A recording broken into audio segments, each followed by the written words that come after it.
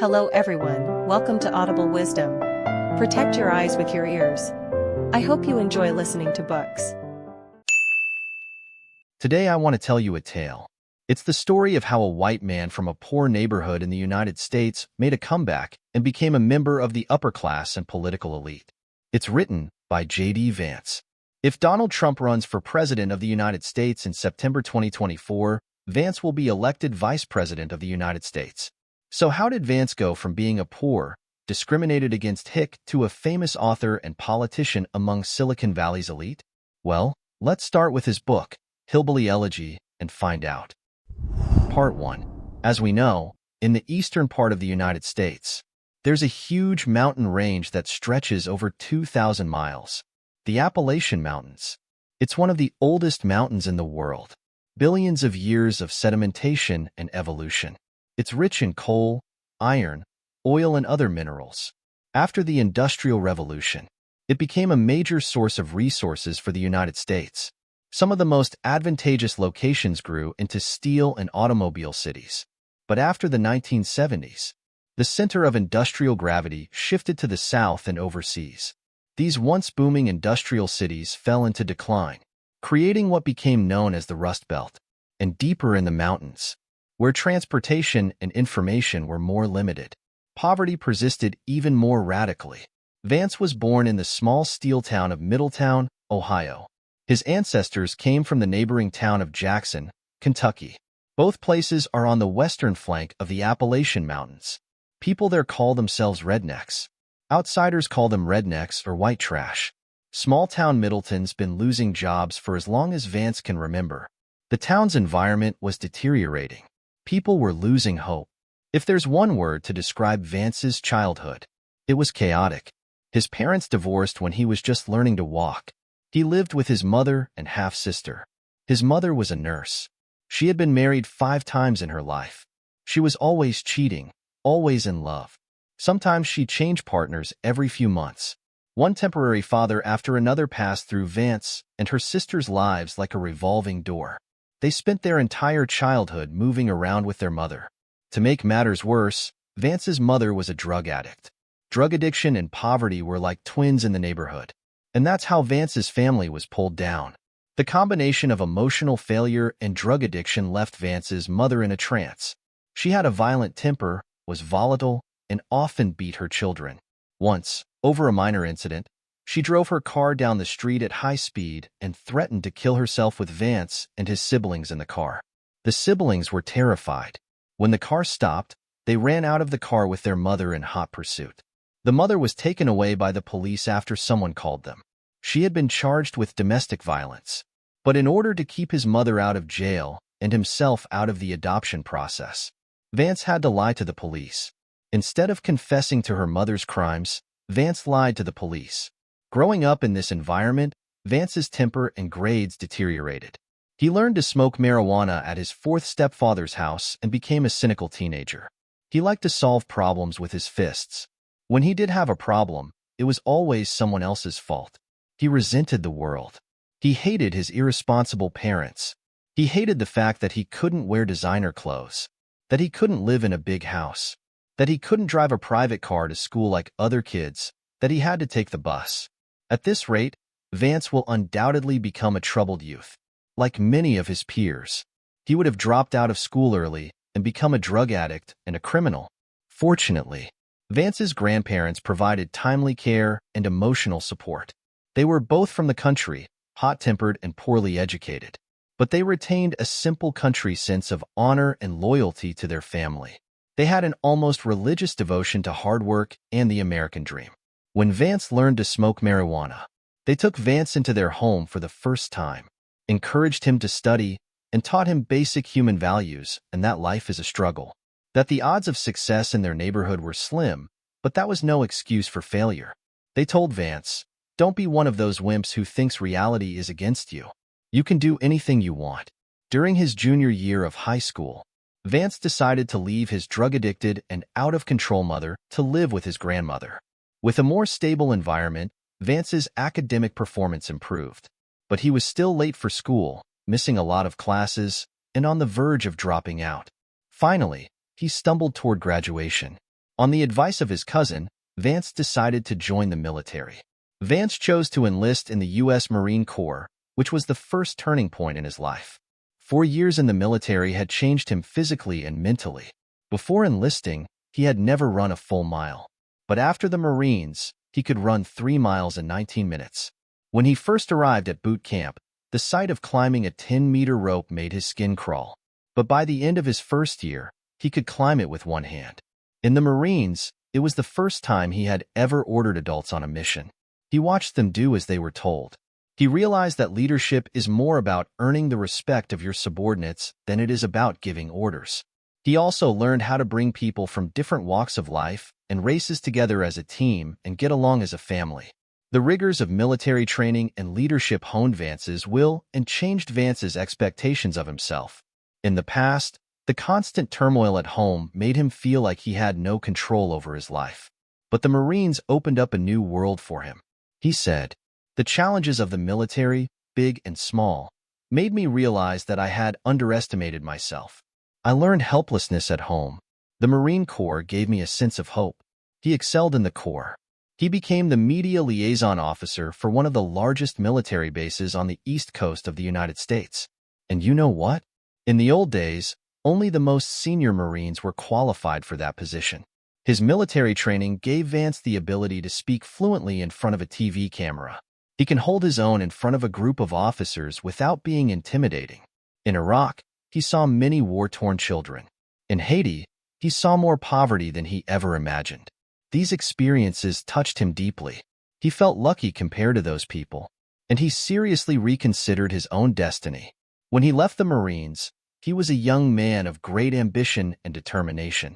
He attended the Ohio State University, graduating with a double major and distinction in 1 year and 11 months. He went on to Yale Law School. It's one of the finest law schools in the world. It has produced 2 presidents, 1 Secretary of State, 10 Supreme Court justices, 9 attorneys general, and many congressmen, lawyers, and federal judges. Admission to Yale Law School is a ticket to the political and legal elite of the United States. Before graduating, Vance had offers from top law firms. He also met the perfect partner from a great family, and he made friends with many of the most elite people in politics, business, and law. By now, Vance had overcome the disadvantages of his background through hard work. From redneck to part of America's elite, Vance was living a life he had never dreamed of. Here's part 2. Speaking of which, you might think, Vance's experience exemplifies the American dream. As the Founding Fathers promised in the Declaration of Independence, that all people, no matter what their background, have the opportunity to achieve a better life and fulfill their aspirations if they work hard enough to make it happen. But that's only one side of the coin. Vance didn't write his book to show how good he was. On the contrary, he knew what an exciting process his breakthrough had been. If it hadn't been for the people who came to his aid at a crucial moment, his fate would have been no different from that of his neighbors and relatives. He wouldn't have gone to Yale Law School. He wouldn't have joined a Silicon Valley investment firm. He wouldn't have written a book that became a global sensation. In fact, he's the only one of his high school classmates who went to an Ivy League school.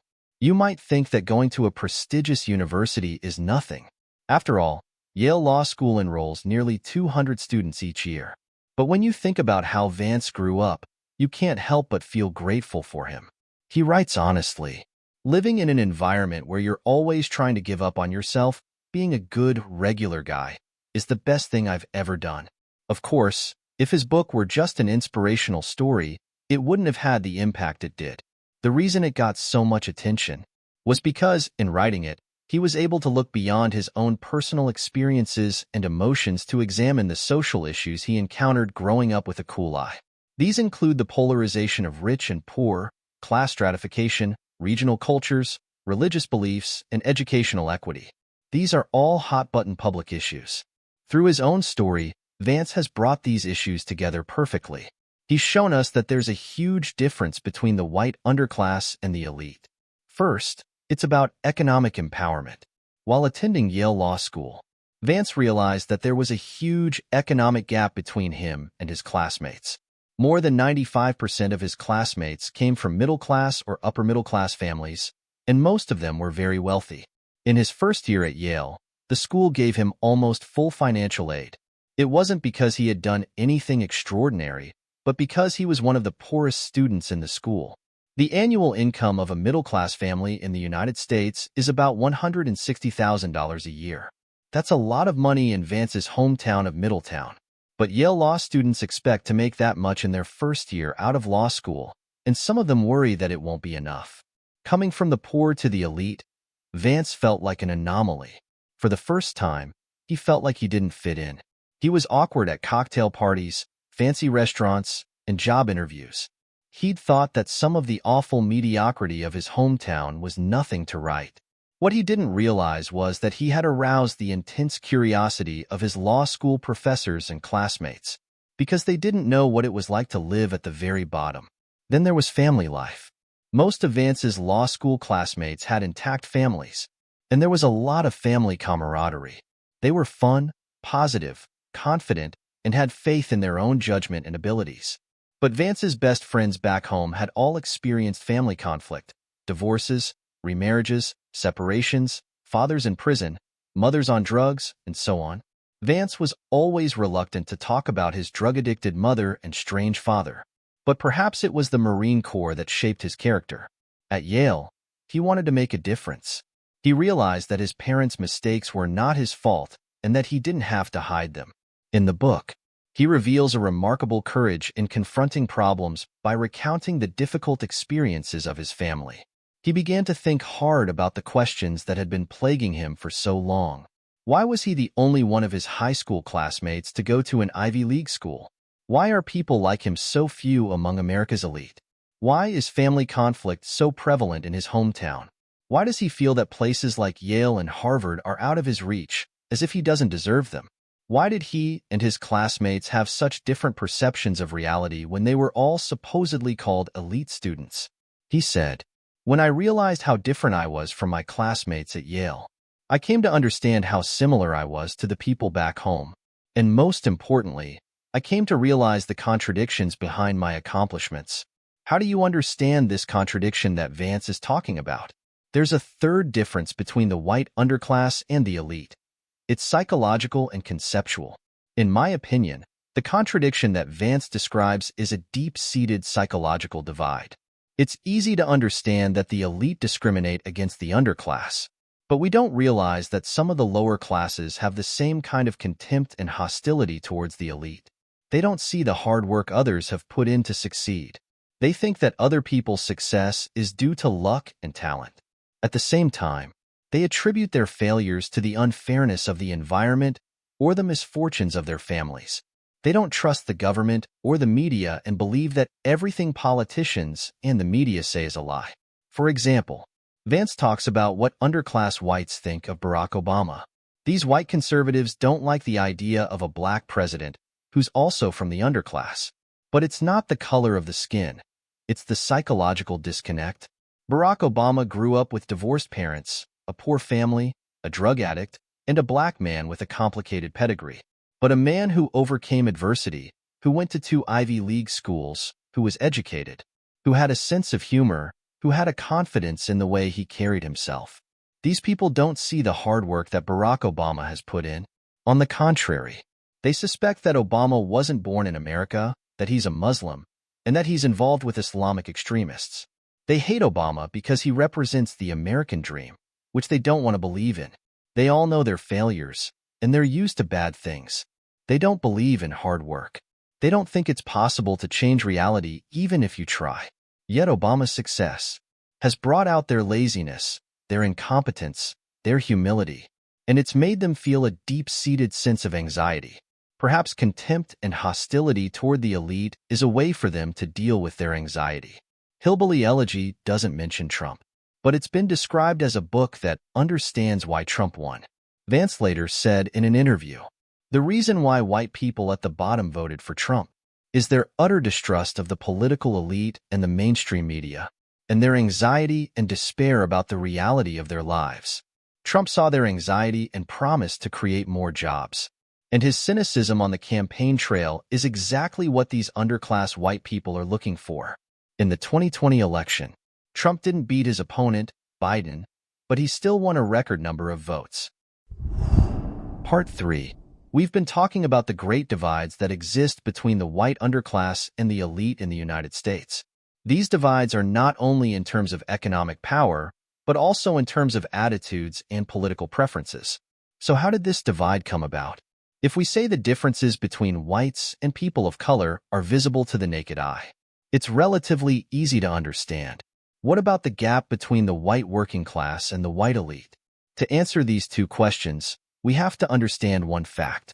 White Americans are not homogeneous. Although most of their ancestors came from Europe, Europe is a diverse group of people and cultures.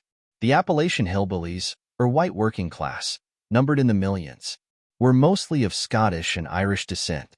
Their ancestors worked as slave laborers in the American South, then as electricians and coal miners, then as mechanics and factory workers.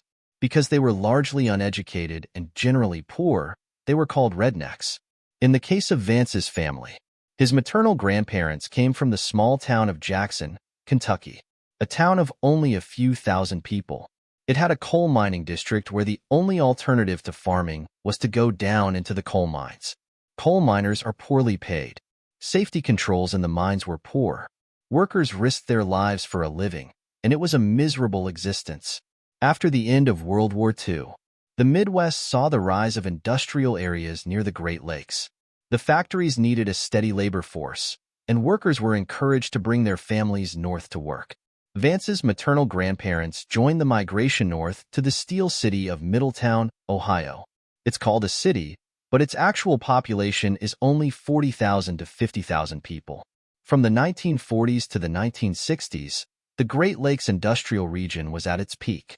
Vance's grandfather made his way into the biggest company in Middletown, Armco. He was one of the millions of rednecks who came to work in the city. He went from being a poor farmer to a car-owning, home-owning, middle-class blue-collar worker. But by the mid-1970s, the oil crisis triggered the Great Recession in the United States. Coupled with the upgrading of the industrial structure, the Great Lakes region's share of manufacturing in the national economy gradually declined. The government intervened by selling off manufacturing to the West, the South, and overseas. Manufacturing firms moved out of the region, and local jobs declined dramatically. The educated and the wealthy fled, leaving behind a pile of rusting machinery in dilapidated factories, and a large number of blue-collar workers who were not good at their jobs or were too old. These workers are poorly educated and can't afford to work anywhere else. And with the rapid depreciation of real estate, no one wants to buy their houses. The cost of moving is too high, so they're forced to stay in their local area. Those who stayed were often the poorest of the poor. By the 1980s, Middletown's once busy shopping center, restaurants, bars, and big box stores that had been in business for decades went out of business. Downtown Middletown now looks like a ruin from America's industrial glory days. As far as the eye can see, there are abandoned stores and broken windows. Main Street, where the rich used to live, has become a nighttime hangout for junkies and drug dealers. To Vance, this change is a symptom of the state of the American economy today. It's a growing residential segregation. More and more working-class whites are living in severely impoverished neighborhoods. One statistic he cites: in 1970, only 25% of white children lived in neighborhoods with a poverty rate of 10% or more. By the year 2000, that percentage had risen to 40%. It's certainly higher now. One of the direct consequences of this residential segregation is that the poor are surrounded by poor neighbors. People don't see that life can get better. Children don't see an example of how hard work can change their lives. Gradually, they formed an idea that no matter what they do, people like them won't make it. In Middleton's public high schools, 20% drop out before graduation. Most don't get a college degree, and almost none of them go to colleges outside of Ohio. Students and parents don't care about academic achievement. They don't have high expectations. Students even develop a sense that good grades are a feminine trait, and masculinity is defined by strength, courage, and a willingness to fight. So boys with good grades are called sissies. These white underclassmen believe that there were two types of successful people: those who are lucky, those who are born into wealth, those who are destined for greatness from the moment they're born. The other type is by talent. They're born with a good head on their shoulders, and if they try, they don't fall short. For ordinary people, hard work is far less important than luck and talent. And so, even if there is a job offer, they don't do it well, they are lazy and slippery. Vance said, all over this city, even though 30% of the young people here don't work more than 20 hours a week combined. And yet not one of them realizes that they're lazy. Lack of opportunity, lack of ability, lack of learning, and laziness pretty much sealed the fate of poverty. As I mentioned earlier, poverty is accompanied by drug addiction. Prescription drugs and drug addiction are very common there. In 2015, dozens of people in Middletown died from heroin overdoses. In addition, the white working-class divorce rate is rising, and the marriage rate is falling. Poor people can only marry poor people.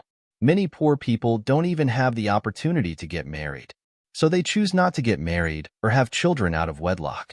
Obviously, this is a pessimistic group. And here's the amazing thing. Surprisingly, surveys show that the white working class is the most pessimistic group in America. They don't see the possibility of improving their situation. They've given up on, even become hostile to, the American dream.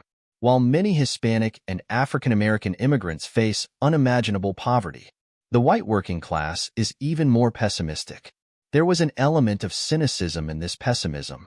They are white people who share the same beliefs as the mainstream. Once the proud middle class. Now they're increasingly marginalized. It's very difficult to work their way out of this cursed fate and break out of the underclass. Conclusion. Vance was one of the lucky ones who managed to break out of the underclass. He graduated from a prestigious university, had a high-paying job, and became a well-known author. He had a beautiful, wise, and gentle wife, and he had made it to the top of America's elite. But even so, he couldn't cut his ties with his home country. He had to deal with a mother who couldn't kick her addiction, and he couldn't escape the trauma of his childhood. Because that trauma is deeply ingrained in his character and habits. He reveals in the book, although he thought his wife was perfect, he can't help but fight with her over the hours. Sometimes he even slammed the door, just like his mother did. His incompetence in intimate relationships made him feel guilty and afraid. He was afraid that he would never be able to escape the spell of the countryman, that he would never be able to escape the poverty of the spirit. Luckily, his wife understands the causes of this psychological condition and is willing to tolerate him and help him out of his childhood. The Hillbilly Elegy is an incredibly moving memoir. It's not an American story that doesn't concern us. As Vance says, it's my life, but it's the world's problem. And that's not a boast. The polarization of the rich and the poor has become a global problem. The conflicts and confrontations it causes are becoming a new wave of society. Racism, conservatism, and the rise of anti-globalization are all part of this wave. The solution to this problem requires the wisdom of all mankind. But it all starts with facing the problem. Well, that's all for now. If you liked our video, you're welcome to like it, subscribe to it, and forward it to your friends. And you're welcome to share your thoughts in the comments section. See you in the next installment.